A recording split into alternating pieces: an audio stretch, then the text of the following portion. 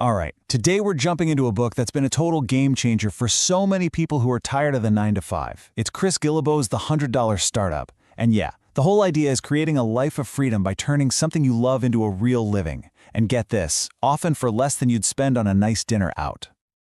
I mean, just think about that for a second. That's the dream, right? To finally be the one in control, to call your own shots. But what if that's not just some far-off fantasy? This book makes the case that it's more possible than ever. And that whole journey, it often starts not with some grand, perfect plan, but with an unexpected push. To really get this, we need to talk about a guy named Michael Hanna. Here's a guy who's a total pro, right? 25 years in sales. He's heading into his office in Portland thinking it's just another Tuesday. And then he gets that meeting request. He walks into the room, and his boss won't even look him in the eye. You know that feeling where everything just slows down, and you get that pit in your stomach. So the boss mumbles something about the economy. And then, like out of a movie, an HR manager shows up holding a cardboard box, an actual cardboard box. Michael later said, "I never thought it could happen to me, but it did." And here's the crazy part. For him, that horrible moment, it was actually a new beginning. Michael's story, as rough as it is, it's the perfect setup for the first big idea from this book.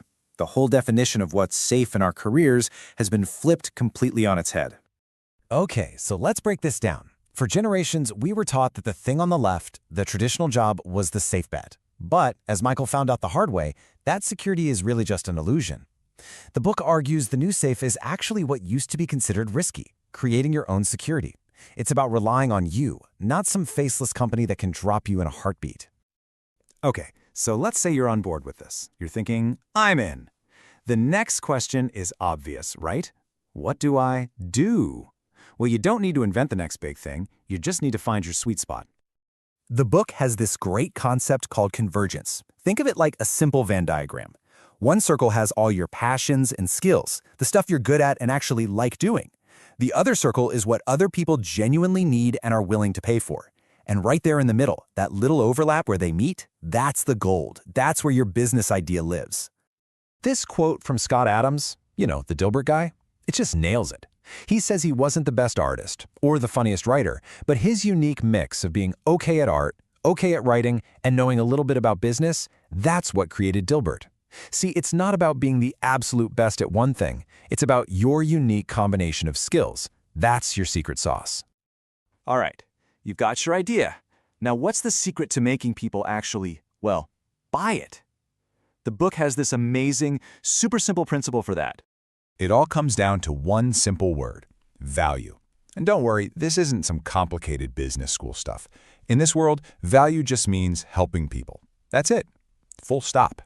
If your business helps someone solve a problem or get something they want, you're on the right track.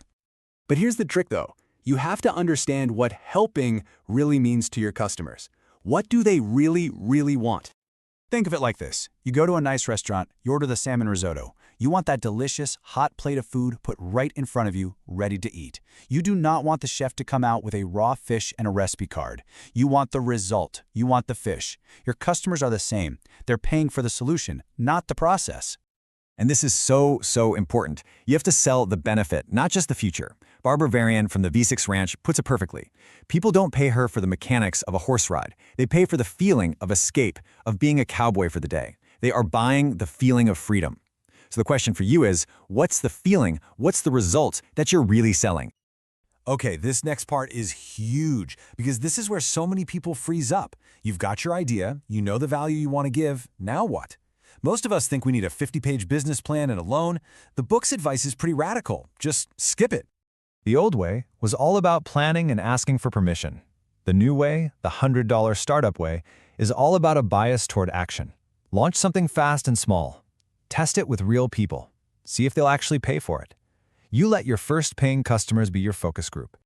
And launching sounds like this big, scary word, but it's not. It's basically this simple loop. 1, decide on a product. 2, put up a simple website.